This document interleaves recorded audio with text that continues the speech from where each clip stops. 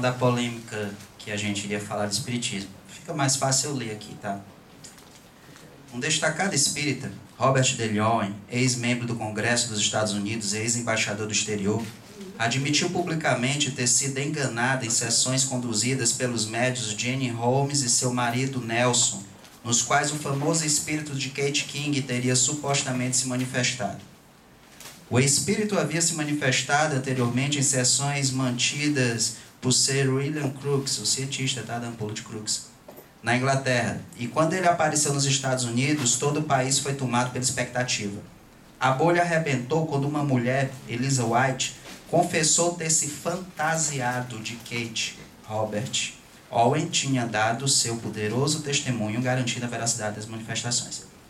Para salvar a situação, os Holmes apelaram, através de Owen, para que Olcott era um parceiro da senhora Blavatsky, um dos fundadores da Sociedade Teosófica, testasse os poderes deles. Pediram para testar. Ele concordou e foi em companhia de Blavatsky, que já estava na Filadélfia, onde moravam os médiuns. A primeira sessão foi realizada no dia 11 de janeiro de 1875 e a última no dia 25. No conjunto, todas elas foram sucesso, mas foi somente na última noite que ocorreu uma materialização completa de Kate, estabelecendo assim aparentemente a credibilidade da mediunidade de James Holmes. Anos mais tarde, para sua surpresa, Olcott soube que o mérito pertencia a outra pessoa. Folheando o primeiro volume dos cadernos de anotações e recortes de Blavatsky, viu a seguinte nota escrita à mão por ela, que devido ao seu conteúdo, concluiu ele, destinava-se a ser publicada após a sua morte. Então veja a nota que ela deixou escrita. Sim, lamento dizer que tive que me identificar no vergonhoso episódio dos médiuns Holmes com os espíritas. Tive que salvar a situação, pois fui enviada de Paris para a América com o propósito de provar o fenômeno e sua realidade e mostrar o erro das teorias espíritas sobre os espíritos, entre aspas. Mas como poderia eu fazer isso da melhor maneira? Não queria que todas as pessoas soubessem que poderia produzir a mesma coisa pela minha vontade. Eu recebera ordens em contrário.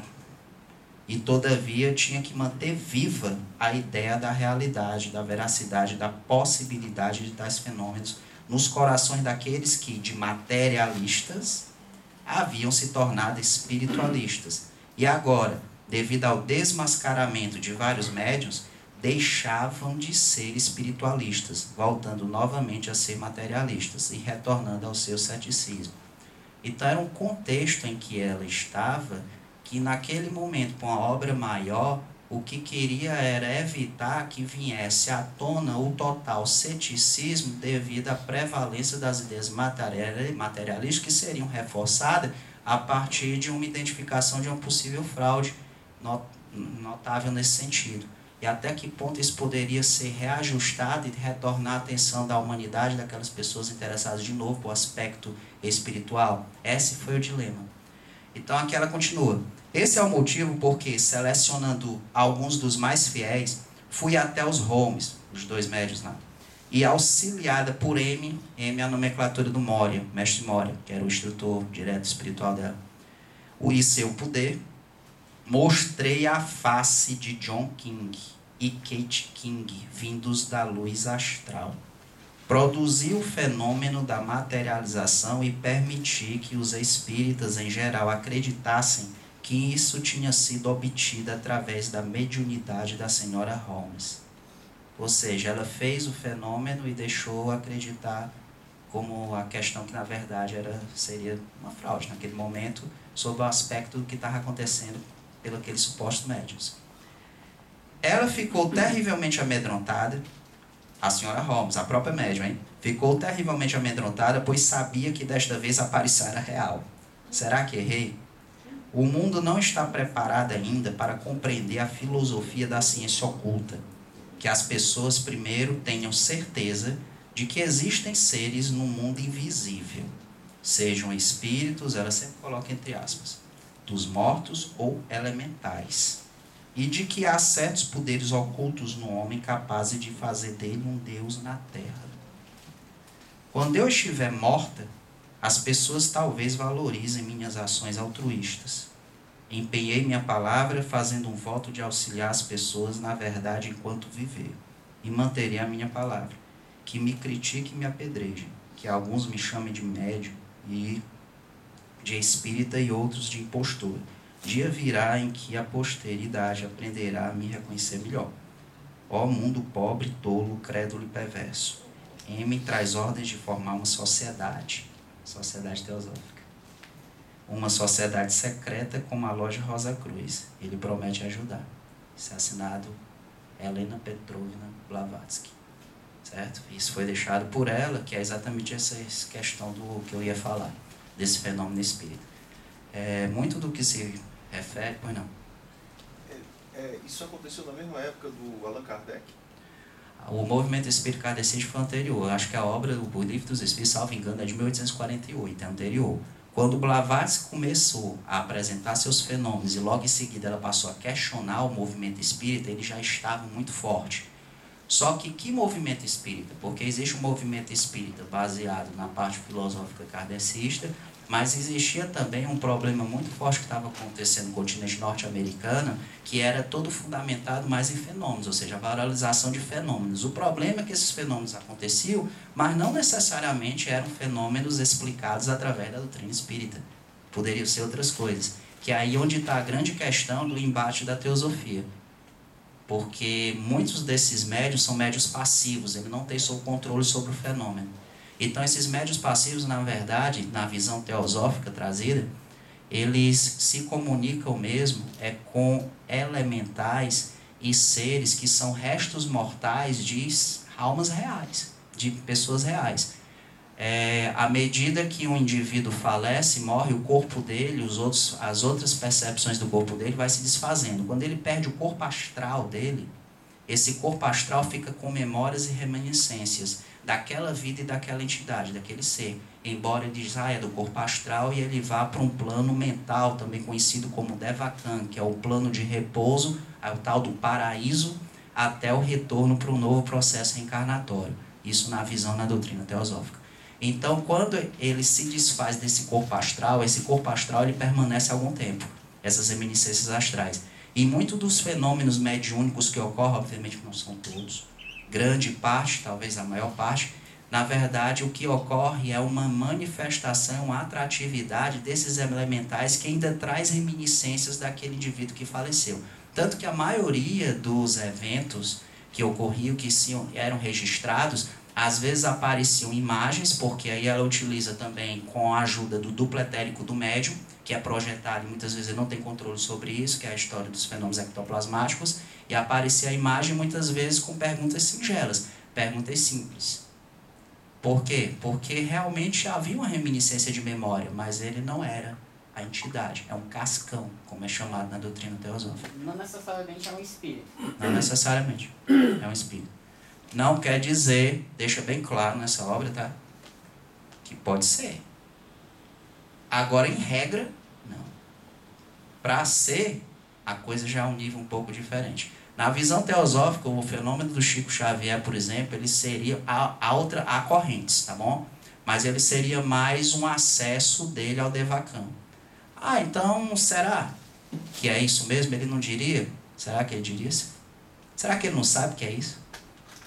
E devido ao movimento espírita, do impacto das questões, é melhor para ele não dizer isso. O que é o Devakan? O Devakan é o plano de existência mental, que é um dos planos de existência do universo, onde as almas desencarnadas ficam aguardando o reencarne. Então, os fenômenos do Chico Xavier são fenômenos... Na visão teosófica, uma das correntes é que este fenômeno, na verdade, ele acessaria o Devakan do André Luiz. Na visão teosófica. Está certo, está errado, é de cada um que busque. Isso não é um espírito?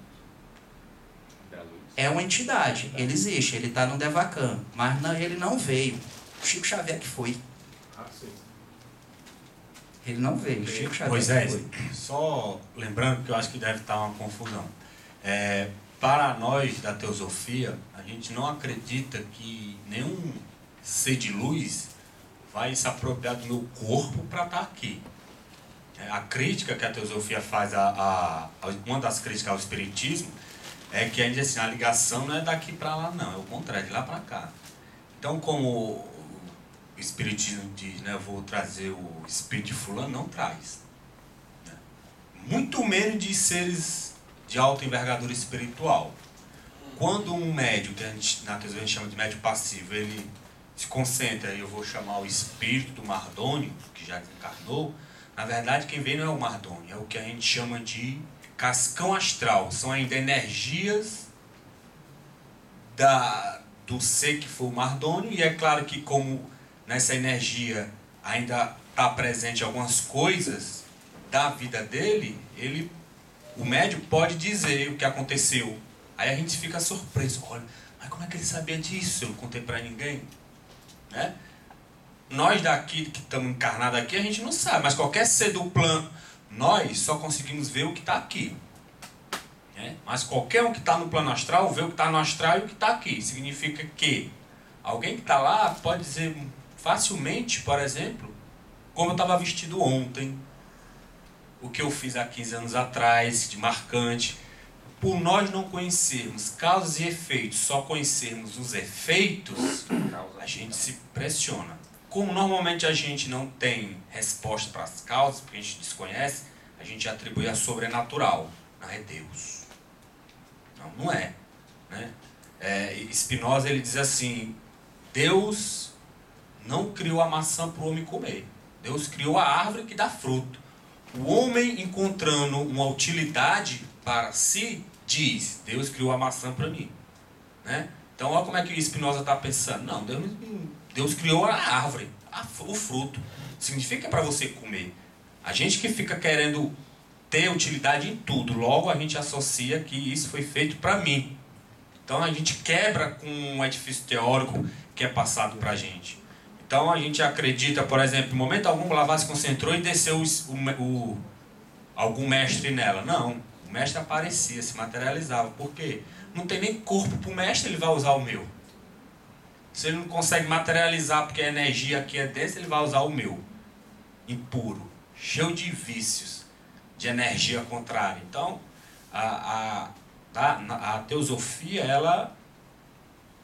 Por isso que ela se posiciona contra as sessões mediúnicas, né? Porque normalmente o que a gente vê são só projeções, energias ainda que pairam, né? Até se dissolverem, como está dizendo Moisés. Só lá dentro, para não achar que Chico Xavier trazia o espírito e vinha e tal, porque é uma confusão mesmo que se faz. Mas me tinha dúvida. Então quer dizer que a filosofia, de uma certa forma, não acredita na questão da possessão? Também? A possessão, tipo possessão demoníaca, por exemplo, no caso de... Não, porque a gente não crê nem no demônio. A gente não acredita nisso. A gente não acredita nisso. Então não há possível. O que eu já vi e eu já fui assim, o que acontece é o seguinte: um real treinamento oculto mexe com energias psíquicas, emocionais e físicas. Né? Então quando tu começa a mexer com essa energia, tua estrutura muda. Isso pode trazer perturbações físicas, psíquicas e emocionais. Então muito do que eu já trabalhei no hospital psiquiátrico, então muito do que a gente acha que é possessão, tá, é perturbação da mente. Porque você é como um fio aqui de 110 volts, eu passo uma descarga de 220, o que acontece? Ele não suporta. Entendeu? Então, vou fazer um exercício com vocês para vocês abrirem o chakra de vocês. Se porventura alguém conseguisse abrir, você pode estar certo que você vai trazer perturbações, harmonias físicas violentíssimas. Eu já vi isso acontecer. Então, muito do que a gente chama de perturbação, às vezes é desequilíbrios emocional. A gente, quando é tomado por uma emoção forte, como é que a gente fica? Por mais que tenha calma, a pessoa não consegue se acalmar. Então, tu imagina uma coisa que tu não sabe nem onde é que está vindo. Não, então, assim, só para resumir, do ponto de vista da teosofia, um espírito desencarnado pode vir se comunicar com os terrestres aqui, com os humanos ou não? Em regra, não. Só em casos muito extraordinários, alguns seres de alta envergadura poderiam fazer isso. Pelo menos é o que Blavatsky deixa escrito nessa obra. Inclusive, essa pergunta é feita nessa obra. É uma obra de perguntas e respostas. Em regra, não. Quando eu disse que o Chico Xavier, ele que vai, é força de expressão, tá? Ele acessa. Uma das correntes teosóficas, não estou dizendo que é a certa, não sei nem se o Felipe concorda com isso, é uma das correntes que existe, de alguns que interpretam isso, mas isso é interpretação. Pessoas entendem que o Chico Xavier, ele consegue, de alguma maneira, entrar na vibração e acessa, bem devido ao envergadura espiritual que ele tem, o Devakan de seres mais espiritualizados, tem algum tipo de acesso. Mas há quem possa defender um fenômeno também, que os próprios mestres nas cartas dos Mahatmas deixam ali, claro, em aberto, de um fenômeno de um outro grande médium da época, não sei o que, Messi é o nome dele, que ele dizia que se comunicava com um indivíduo, que era até um sinal de uma cruz, que ele colocava esse indivíduo. E o mestre, ao ser indagado pelo Syned, ele responde, dando a entender que poderia ser até um mestre de sabedoria encarnado que estava conversando e instruindo o médium em uma instrução séria, mas o médium não estava se dando conta que esse instrutor dele, na verdade, era um mestre de sabedoria. Então fica assim, fica conclusão de cada um. Vamos avançar aqui?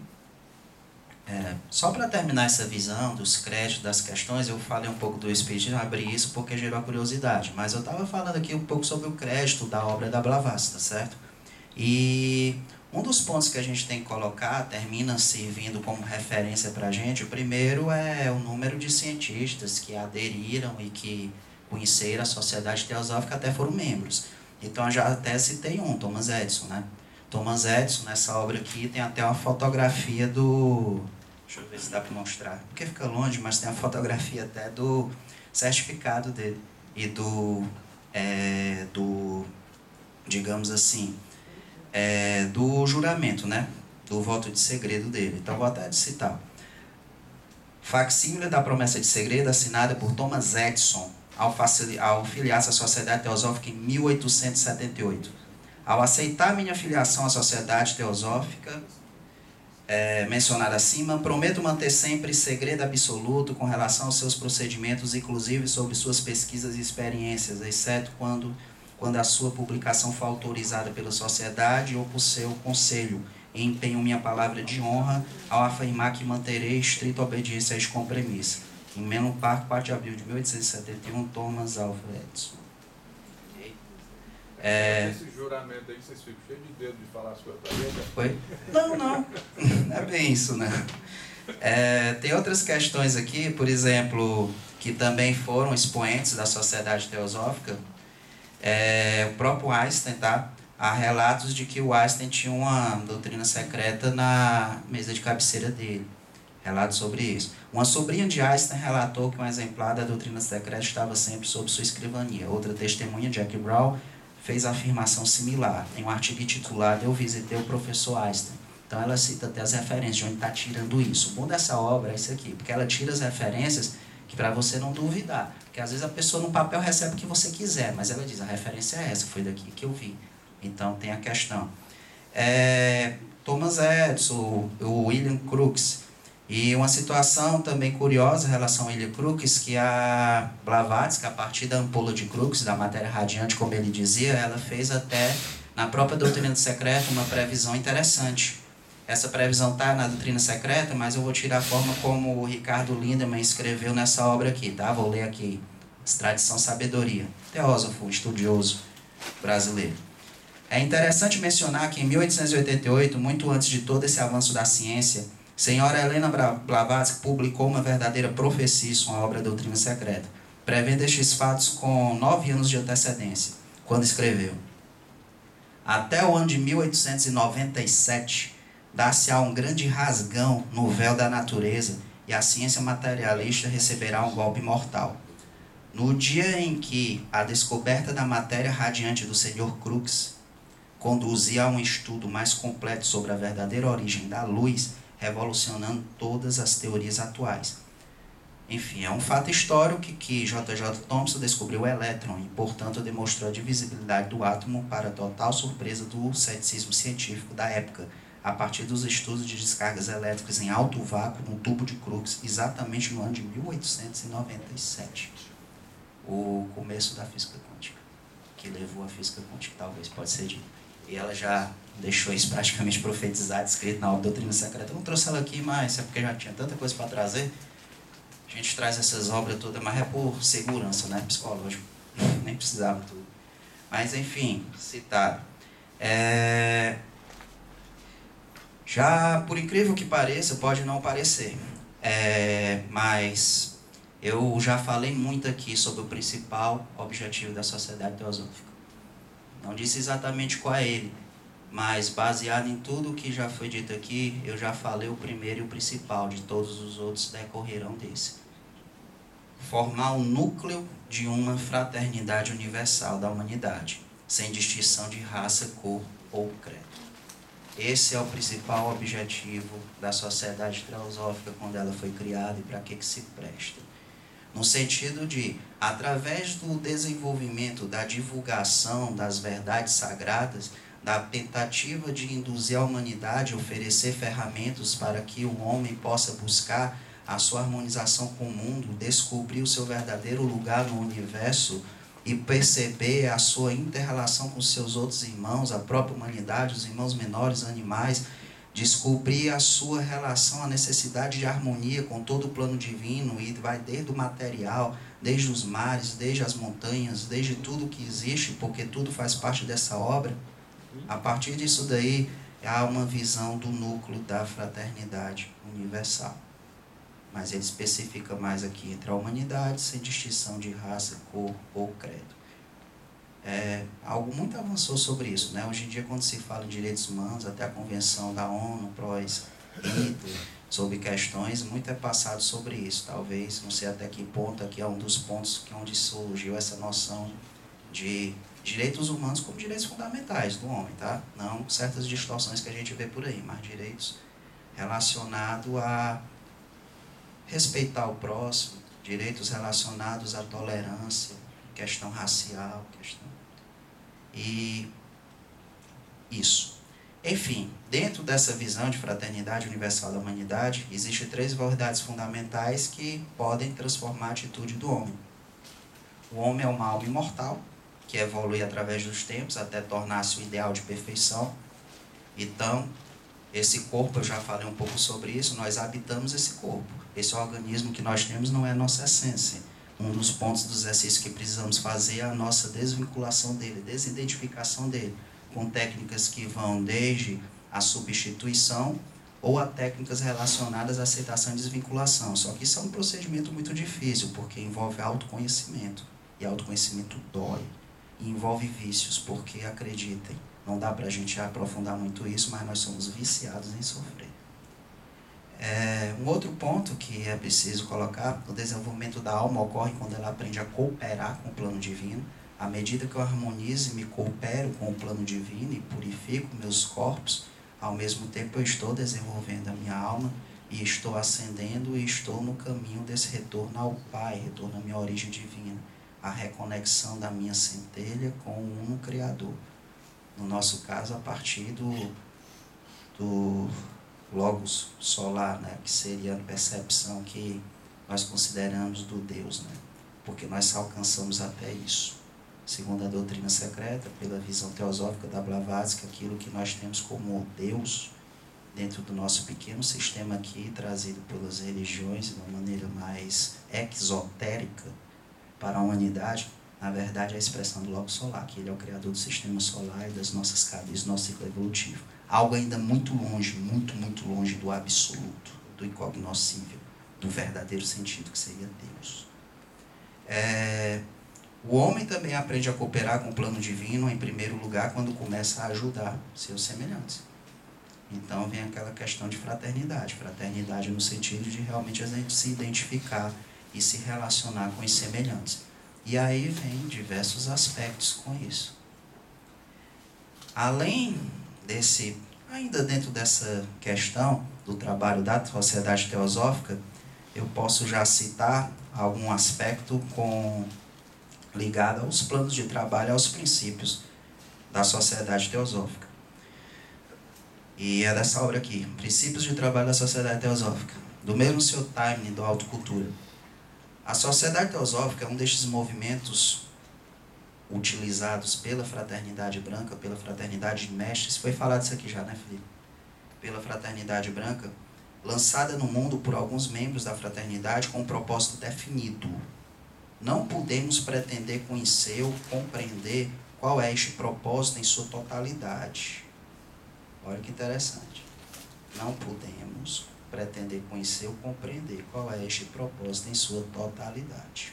Mas, pelo que nos foi revelado, está claro que este movimento tem, no momento atual, pelo menos 3 funções bem definidas, ainda que não especificadas. Estas podem ser assim apresentadas. 1. Dar à humanidade certas verdades mais profundas da vida, que são necessárias para o próximo passo na evolução humana. Instilar certos princípios diretivos universais nas mentes das pessoas em geral, tais como da fraternidade, de modo que possa se tornar factível o advento de uma ordem mundial melhor. Prover agentes no mundo exterior que compreendam o plano de modo geral, o plano divino, podendo assim conscientemente cooperar com os irmãos mais velhos, os mestres, os irmãos mais avançados, de maior envergadura espiritual. Então, cooperar com os irmãos mais velhos no trabalho que eles estão executando para melhoramento da raça humana. Então, daí a gente já começa a ver realmente qual é o propósito e a existência dessa sociedade. Primeiro, que ela não foi bem criada por Blavatsky, não. Na verdade, Blavatsky foi só um veículo utilizado por esses irmãos mais velhos, por essa fraternidade branca, por esses mestres de sabedoria que atingiram iniciações avançadíssimas, que se livraram dos ciclos reencarnatórios e que tem como função contribuir com o plano divino e auxiliando nesse plano o desenvolvimento da humanidade e da própria cadeia terrestre. E, ao mesmo tempo, atribuir a evolução deles, porque existem seres de envergadura infinitamente ainda acima deles nesse nível de evolução. Que aí nós já começamos a entrar um pouco na visão de logos planetários, logos solares e outras expressões que se tem por aí. O que é o logos? Um logos significa, na verdade, o verbo, né? E o verbo é a ação, a existência de algo. Como a nossa língua não consegue compreender bem essa percepção, então atribui com a visão de algo que existe por si como verbo. O falar, ele significa algo de vida, ser algo de um resplendor que nós não conseguimos nem alcançar tanto essa compreensão, que nós somos limitados. A própria língua portuguesa, ou as línguas que nós temos atuais para definir, explicar isso, é algo bastante difícil. Temos que buscar um pouco a compreensão intuitiva de cada um. É óbvio que as obras ajudam, nós encontramos definições em glossário teosófico, que é um glossário da Blavatsky, eu não trouxe aqui, mas existe. Nós encontramos outros tipos de definições e extraídas realmente de diversas citações de obras sagradas, porque da doutrina secreta, na verdade, ela trabalha com muitas citações de obras sagradas antigas, algumas conhecidas da humanidade, outras nem tanto. E tem toda essa visão, essa percepção e definições, mas o que importa mesmo é conhecer e procurar tentar uma acepção intuitiva nossa, porque são coisas que extrapolam um pouco a nossa capacidade intelectiva de alcançar. Pelo menos na minha humildade eu vejo assim. Tem uma associação do logos com um triângulo, tem? Tem. Aí cada vértice significa um... Tem a trindade. A associação do absoluto e como ele se manifesta. Então, tem questões relacionadas a isso, a Brahma, Vishnu e Shiva, Pai, Filho, Espírito Santo, as diversas trindades que são colocadas aí, que seria o início da expressão do nosso sistema. E no livro da lei, que para nós é o livro sagrado, está lá. O que não é compreensível à nossa linguagem no momento, está lá, logo em Gênesis. No início era o verbo. E o verbo estava em Deus. E o verbo era o próprio Deus. Porque é incompreensível trazer para essa nossa densidade, aí vai aquela questão lendo Os Degredados de Capela, um livro que está lá na biblioteca, nós vamos encontrar muitas respostas, muitas coisas sobre isso que ele está falando aqui. Eu vou deixar para quem quiser olhar lá, ler Os Degredados de Capela, que está lá na biblioteca. Um livro bem interessante. O outro objetivo da Sociedade Teosófica é encorajar o estudo da religião comparada, filosofia e ciência. Isso é difícil, hein? Olha, meu amigo, você estudar religião já é difícil. Religião comparada, filosofia e ciência, precisaremos de algumas vidas para fazer isso. Mas não é estudar, é encorajar, né?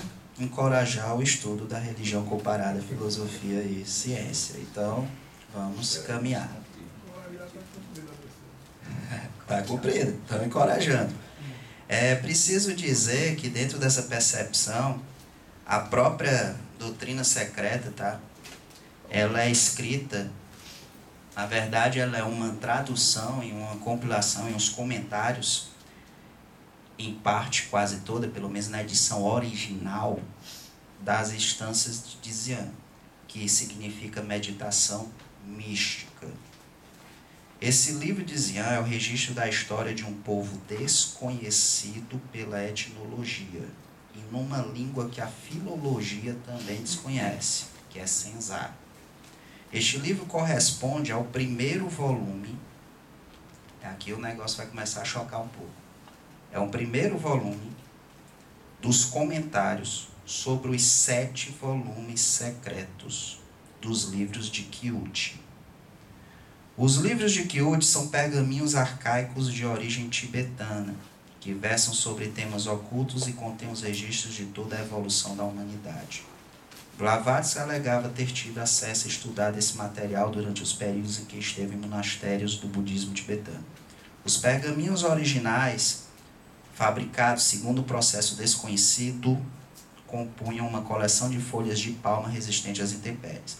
Os livros podem ser encontrados nas bibliotecas de monastério Gelupa do Tibete e compõem uma coleção de 35 volumes de escritos populares e 7 esotéricos, complementados por cerca dos 14 volumes de comentários. Ou seja, a obra da Blavatsky todinha é baseada em um volume desses 14 de comentários. E situando aqui, né, a Blavatsky nessas viagens dela, em um dado momento ela foi apresentado a ela alguns pergaminhos, e que nesses pergaminhos contavam a história da humanidade e algumas verdades da humanidade. Então ela foi iniciada em cada um desses pergaminhos, né? Que são esses textos. E tempos depois dessa iniciação, depois de um longo tempo que ela se isola, fazendo esse trabalho de iniciação nesses pergaminhos, ela retorna, e quando retorna vai escrever essas obras, né? Então, só para situar vocês nesses livros que o Moisés está falando. Depois de Blavatsky, alguém se aventurou a estudar o resto dessa obra aí? Não que eu saiba. Com certeza tem. E essa obra, ela está guardada, oculta aí, ninguém sabe onde Coloque monastérios tibetanos em recônditos realmente. Ninguém publicou essa obra? Não. Traduziu? Não. Senzá ninguém nem conhece essa língua. Há quem duvida até que ela existe. Muito da obra da Blavatsky, ela foi extraída de acesso a obras que ela conseguia, não diretamente estando com a obra na mão, mas até pelo plano acástico. Ela tinha um acesso a obras citando o número de página, tudo, coisas desse tipo. Algumas desconhecidas e outras que depois foram consultadas e encontradas em bibliotecas por aí. Tem obra que ela cita que tem, ainda que se sabe, de forma exotérica, poucos volumes. Eu estou citando o nome por cima, tá? Não sei o número exato não, mas eu já li sobre isso. Tem obra que ela cita na doutrina secreta para fundamentar algumas coisas, que é obra que só tem 4, 5 volumes no mundo, em bibliotecas cujo acesso não está para todo mundo. São bem guardadinhas nas bibliotecas públicas, tá? Biblioteca Britânica, do Museu Britânico, bibliotecas públicas, mas devido à raridade da obra, há poucos funcionários, inclusive, da própria biblioteca têm acesso a ela. E Blavatsky citou algumas dessas obras quando escreveu A Doutrina Secreta, com página, edição, com tudo que tem direito. Ok? Como ela teve acesso a isso? Aí vem as questões. As instâncias que são onde se baseia a obra Doutrina Secreta foram escritas em Senzá, língua arcaica só conhecida por poucos iniciados. Haveria naturalmente dificuldades na tradução para o inglês dos termos técnicos escritos naquele texto original, o problema que eu falo da língua. Daí porque, em substituição, Blavatsky usou palavras sânscritas, aceitas como sinônimos das expressões originais gravadas em Senzá. Ela ainda puxou o sânscrito um pouquinho, e realmente a obra dela tem muita expressão sânscrita, porque ela não conseguiu algo em inglês para traduzir o sentido, porque não tinha uma língua correspondente. Detalhe, a mulher era russa, viu? Isso é 1800 e tanto, ela escreveu uma obra de alta complexidade em inglês. Um inglês coloquial, não. Não tinha um IBEU, não, para ensinar inglês coloquial para a gente. Ela falou de obras que não... difícil acesso para a humanidade, em coisas do plano abstrato, que é difícil a gente concretizar, até para dizer, para expressar na linguagem em inglês.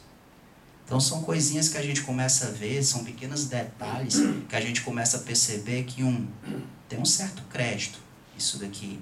E 2, não é qualquer pessoa que pode se arvorar de determinadas situações para dizer que está tendo certos acessos. E uma questão que quando a gente começa a lidar com isso, a gente percebe. Quem é iniciado não diz. Não fala. Então aquela pergunta, será que nunca mais ninguém teve acesso, nunca mais ninguém estudou? Deve ter estudado sim. Só que nós não sabemos. Não é o momento ainda. A razão é... A Blavatsky trouxe ao mundo e apresentou porque tinha um propósito. Um propósito já andado. E detalhe, até entre os Mahashohan, entre os mestres de sabedoria, havia certa discussão se o momento era certo para isso. O mestre Kutum, em cartas que deixou para o Sinet, ele comenta isso. Se realmente era o momento certo para fazer isso para a humanidade, para levantar um pouquinho desse véu dos mistérios, que ainda não foi levantado nada para nós. Essa que é a questão. Então, tudo isso a gente tem que levar em conta, né? E aí de cada um.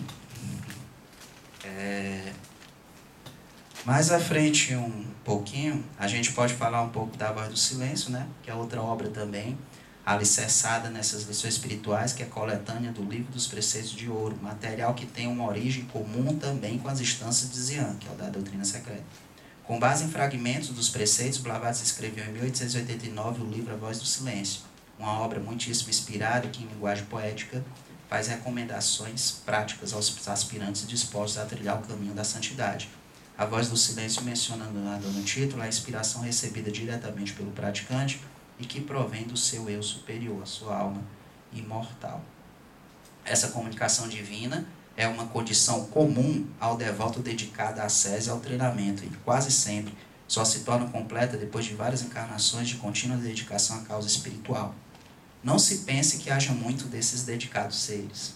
Aí é o alerta.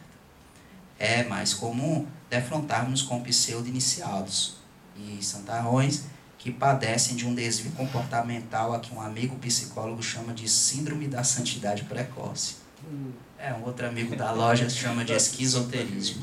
Então tem essas questões aqui, tá certo? Não sei se o amigo da loja citou aqui, não, o dia que fez a palestra, a expressão também é esquizoterismo.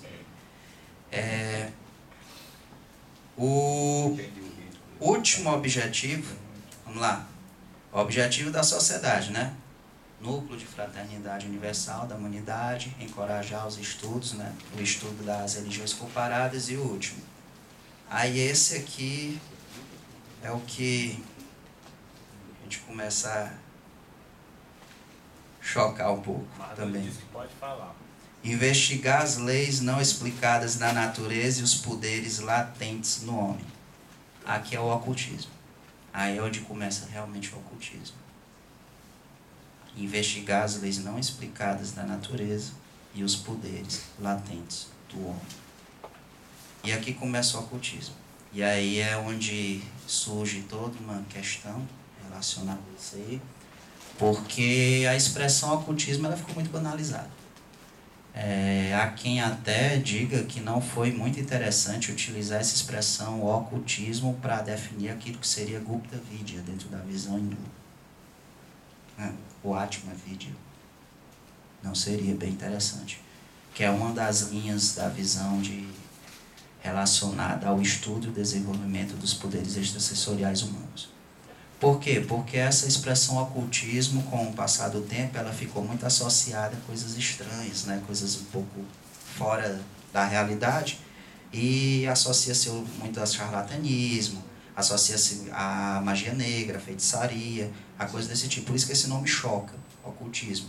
Mas, na verdade, o ocultismo nada mais é, né, uma visão teosófica, do que uma busca de estudo e dos poderes latentes. Poder latente que o principal que nós temos que desenvolver é nos conectarmos com o nosso eu divino. Esse é o principal. Esse é o verdadeiro ocultismo. Não que não se faça outras coisas, efeitos físicos a partir do metafísico, não que não possa ser feito. Mas o que a gente tem que buscar não é isso. Isso é satisfação de ego, isso é satisfação de outra coisa. O que nós temos que buscar é a nossa reconexão com o divino, com o interno, com a fraternidade, com o amor.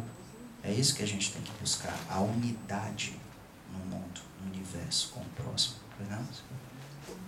Qual a diferença de ocultismo para esoterismo? Sinceramente, o problema dessas terminologias, na minha visão, tá? Tem pessoas que vão ter visões diferentes. O Felipe, acredito que tem a visão dele também. Um pouco, talvez não tão igual a minha. Mas, na minha visão, certas palavras, o problema da nomenclatura, elas são empregadas ora como sinônimo, ora como não. Então, a resposta que eu lhe der vai ser uma resposta para mim. Mas você pode encontrar em outra obra se referindo a essas duas expressões, tratando como sinônimos. E aí? Então é uma coisa que às vezes é uma coisa que tem muito nossa, do que nós entendemos, devido a essa dificuldade. Nós estamos começando a entrar no cenário que nós estamos falando de coisas abstratas, metafísicas e tentando concretizar isso com a língua limitada, com a linguagem limitada. E aí onde está o problema? Então vai encontrar alguém que vai dizer esoterismo e ocultismo é a mesma coisa, alguém vai dizer que é, e vai encontrar livro dizendo que é. Mas eu posso chegar e afirmar e definir o ocultismo mais como uma visão de um trabalho interno. De um trabalho interno que eu vou desenvolver, sim, minhas faculdades latentes do homem, que são faculdades normais, que estão ali como uma sementezinha em cada um de nós. Coisas que a Blavatsky, por exemplo, fazia. E que, de certa maneira, às vezes nós nos pegamos a fazer. A experiência de psicometria, que seria uma experiência relacionada a uma prática ocultista, e que alguns podem até relacionar com magia, é uma experiência fácil de fazer. É fácil, em uma semana você consegue treinar uma pessoa para fazer isso. E não tem nada de mais, não. É bem simples de fazer, basta uma prática da questão da psicometria, que é o que é? Você trazer um objeto de uma pessoa para cá, eu pegar nesse objeto, entrar num nível de concentração, e eu pegar nesse objeto e eu vou lhe relatar alguma coisa dessa pessoa para você.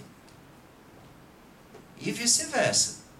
Se você fazer algum trabalho de meditação e relaxamento durante uma semana, todo dia fazer, depois de uma semana eu trago também um objeto de uma pessoa que eu conheço para você, você vai dizer. Alguma coisa você vai dizer.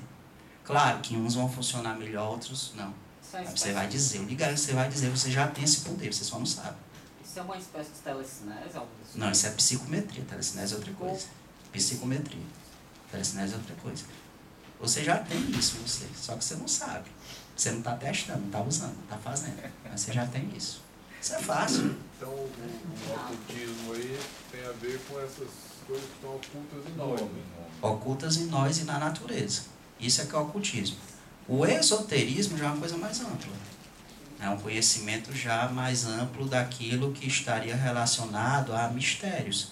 Mistérios das escolas de mistério, mistérios de conhecimento, de sistemas que são apresentados, alguns sistemas exotéricos mais abertos e outros sistemas esotéricos mais fechados, mistérios maiores e mistérios menores. Jesus dizia, as massas eu falo por parábolas, a vocês, meus discípulos, eu explico os mistérios do reino de Deus. Que mistérios são esses? Estão na Bíblia. Não, em linguagem criptografada. Aí é onde está a diferença. É onde a gente entra no estudo das religiões comparadas, em buscar certas questões, buscar outras obras sagradas e extraindo. Que é aí onde Blavatsky ajudou muito e tirou muito do véu desses mistérios. Muito assim, muito pouco, para todos nós. Seria mais ou menos essa visão. Então, o ocultismo entra com isso. Por exemplo, tem gente que define magia com ocultismo, mas há quem possa dizer que magia é algo mais delimitado. Não é bem ocultismo. Magia poderia ser uma ferramenta utilizada pelo ocultismo, mas o ocultismo é mais amplo porque ele tem uma visão do cultivo do Deus em si mesmo. Em você mesmo. Um trabalho ocultista pode ser um trabalho simplesmente de você procurar se observar o teu corpo astral no sentido de você tomar o controle dele. Porque o teu corpo astral ele tem vida própria, ele está vivo e vive, se você deixar ele pode lhe dominar. Ele domina, não é à toa que nós temos acesso de raivas, fazemos besteira e depois, rapaz, não era eu, estava fora de si. Ele dominou. O ocultismo é um trabalho, por exemplo, de você controlar isso. É algo mais amplo. Magia não, já é um fenômeno, já é algo mais relacionado a rituais, ritos, para fenômenos mais densos, digamos assim, exatamente, mais densos. Então são conceitos relacionados a isso daí.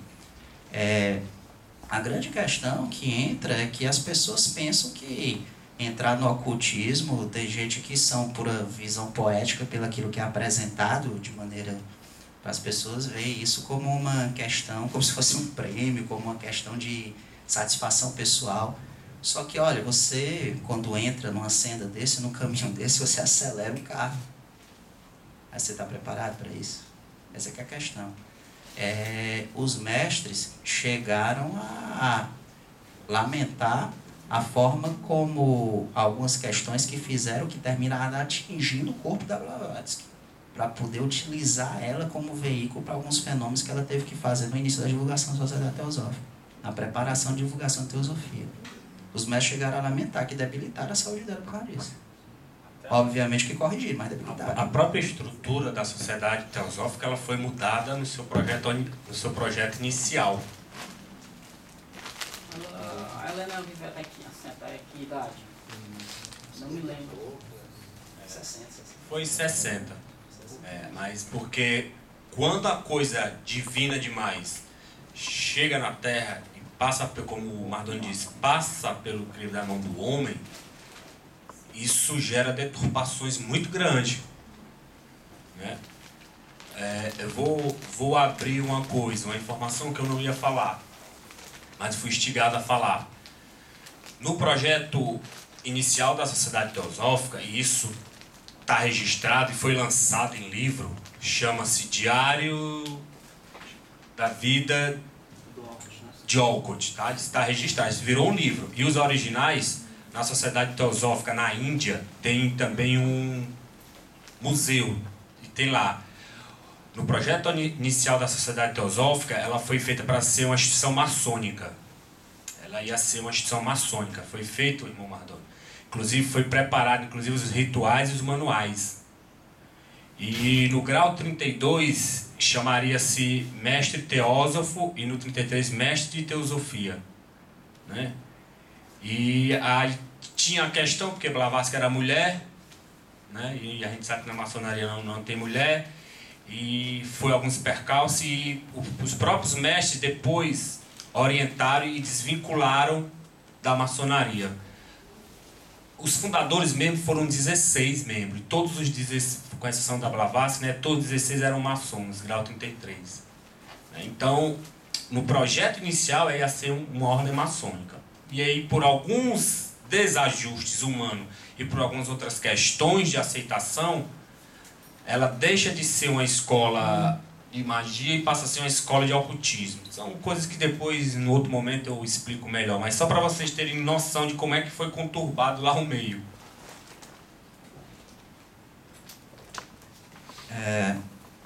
Bom, nós estamos falando dessa questão, né, do ocultismo. E que, às vezes, aparenta ser um pouco atrativo, né? Mas cuidado com o que você pede. Cuidado com o que você pede. Porque isso vai terminar ativando certas questões kármicas que você não sabe se está preparado para isso, não. Meu amigo, tenha certeza, quando nós encarnamos, existem umas entidades que são conhecidas no mundo teosófico a partir da filosofia hindu como os senhores do karma, ou os lipicas. Senhores do mar. Senhores do karma. E eles estavam, aquilo ali seriam essas entidades universais responsáveis por dosar aquilo de, digamos assim, dívidas, de débitos kármicos que você tem para enfrentar naquela existência encarnatória, para você conseguir o seu sucesso. O problema é que quando você entra em certos searas, em certas sendas, isso pode ser acelerado. Aí você está preparado. Essa é que é a questão. O que vem muito é teste. O que vem muito é teste, você passa por humilhações, você é colocado em situações, pode ser colocado em situações de humilhações públicas. Blavatsky foi humilhado publicamente. Você pode ser colocado em situações de doenças, de perdas de entes familiares. Muitas questões que podem ser aceleradas naquele contexto kármico ali, para você poder realmente ascender. Para você poder realmente ter acesso àquilo ali. Então essa que é a